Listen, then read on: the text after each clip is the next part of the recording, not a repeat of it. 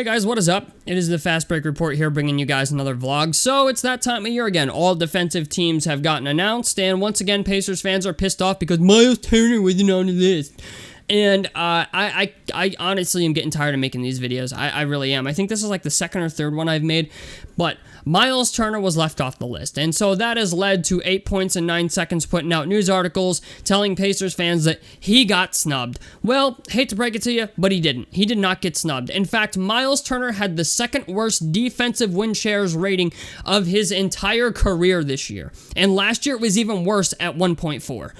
And I hear people make these arguments, oh, why is Dylan Brooks on there? Why is Derek White on there? Why is Evan Mobley on there? They're all on there because they all have higher defensive win share ratings than Myles fucking Turner does. Okay? Like, I'm tired of hearing this.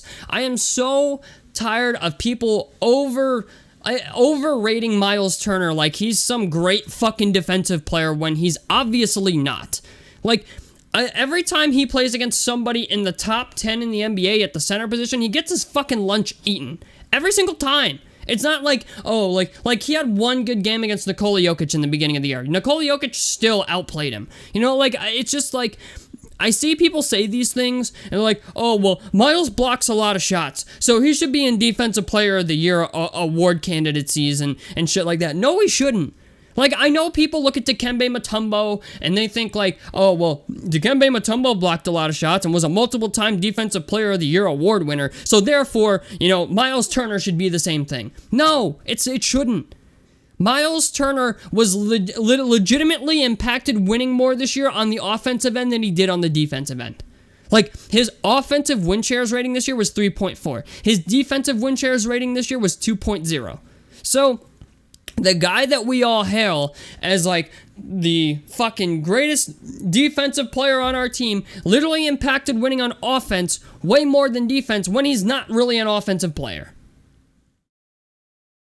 And people will shout from the rooftops, oh, the NBA hates us, they hate Myles Turner, yada, yada, yada. Every single person on the all defensive teams had a significantly higher defensive win shares rating than Myles Turner did. And I get it, yeah, there's some years you could argue that Myles Turner should have made it. Like, there was, I think it was 2018, 2019, he had a 4.4 defensive win shares rating. That I can get behind. The year before that, or it's his second year in the league, I think it was a 3.7. Yeah, I can get behind that. But the idea that people think he should be a Defensive Player of the Year candidate or an all-defensive team candidate when his defensive win shares is not even top 10 in the league, and that's my problem with this whole thing. People think just because he's in the top 20 that he should get a pass. And I think to myself, top 20? I hate to break it to you, but all defensive team selections go to, like, the top 10. So, like, when I hear people say shit like this, I think to myself, like, okay, so he was in the top 20 7 times for this, and 7 times for that, and 3 times for this, and 2 times for this, and 3 times for this, and 7 times for this. You can be in the top 20 all you want. If you're not in the fucking top 10, sorry, you're not getting selected for that award. You're not getting selected for an all-defensive team. I feel like every year we go through this, and it really makes me not want to be a fan of the team anymore. It really does, because Pacers fans can't, like, come to the realization that Myles is not the guy you think he is. Like, he doesn't box out, he averages like 7.5 or 7 boards a game. Yeah, this year he had an up year, he played better offensively, and that's fine. He can play better offensively, but he needs to actually stop guys at his position from fucking outplaying him, and he does not do that. Myles Turner is good enough to get you out of the first round. Okay? But once you get into the second round, the finals, stuff like that, Myles Turner is not going to be enough. When he's got to play against the Joel Embiids of the world, the Nikola Jokic's of the world, the fucking Rudy Gobert's of the world, fuck, even the Karl Anthony Towns of the world, he's going to fucking lose.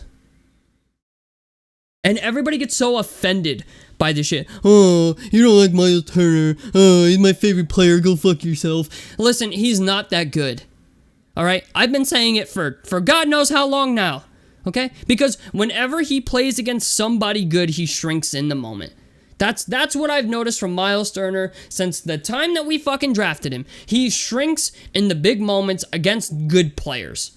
Okay? Like, he can't... You think he's stopping Nikola Jokic or Joel Embiid? Granted, nobody is. But he doesn't even make their job hard. He doesn't even, like, challenge him a little bit. He played against fucking Joel Embiid the last game of the year and caught... What? He caught into foul trouble, like, in the first half of the game, first 5 minutes or some shit like that. Like, he's reaching on the free throw merchant. Like, I really think he doesn't read scouting reports. He doesn't work on his fucking game. He doesn't look to improve. And yet Pacers fans think he's like the fucking messiah of basketball.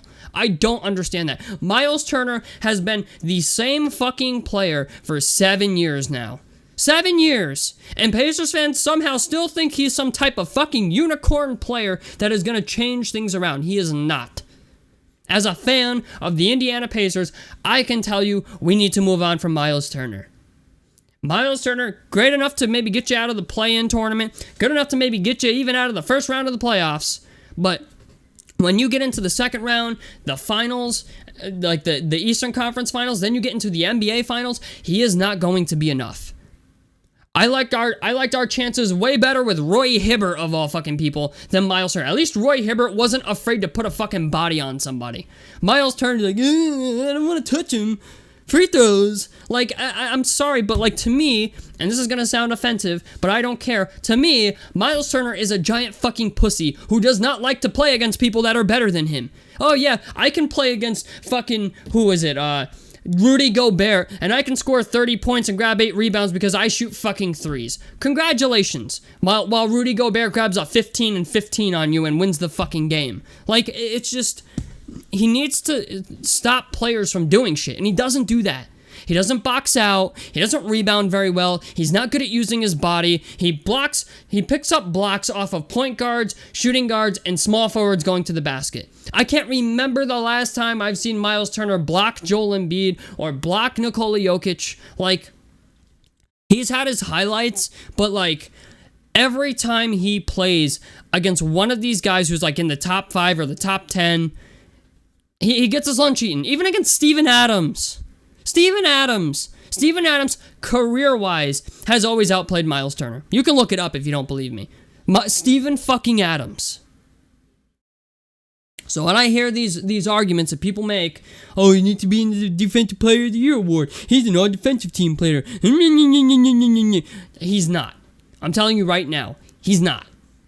And the longer we continue to do this, if Myles Turner can't improve in the next 2 years, because I don't know, I get why we extended him, but the other part is like, why the fuck did we extend this guy? If he can't improve in rebounding and preventing centers and other guys, like the forward position, if he can't stop power forwards and centers from scoring around the fucking basket, he's not going to be on the team in 2 years. I would say he's not going to be on the team next year at the trade deadline if he doesn't improve. Because there's a reason he's always been on the trading block. There's a reason why he's never been selected for an all-defensive team. There's a reason he's never been in the Defensive Player of the Year award race. And it's because he is simply not the defender people make him out to be. So, do with this what you want. Bitch in the comment section. Go ahead. Bitch in the comment section. I'm going to get that one guy who thinks I give a fuck about his opinion. Okay? Like, sorry. And I get that people don't like stats because it hurts your little fucking feelings and it hurts your argument. Oh, well, he does things that don't show up in the box score. Okay, well, most of the shit shows up in the fucking box score. Okay? And the box score tells me that he is a fucking terrible defender. He is average at best. He can block a lot of shots. It was appalling to me that people are like, he should be an all-defensive team selection this year when literally his offensive win shares were better than his defensive win shares, and he had the second worst defensive win shares rating of his entire career this year, and people are still out here crying from the rooftops, oh, he should have been an all-defensive team player. No, he shouldn't have. No, he shouldn't have. Absolutely not. And if you don't believe me, look up every single player on the all-defensive team list. First team and second team. They all have a significantly higher defensive win shares rating than Myles Turner. Hope you guys enjoyed the video. I'll see you in the next one.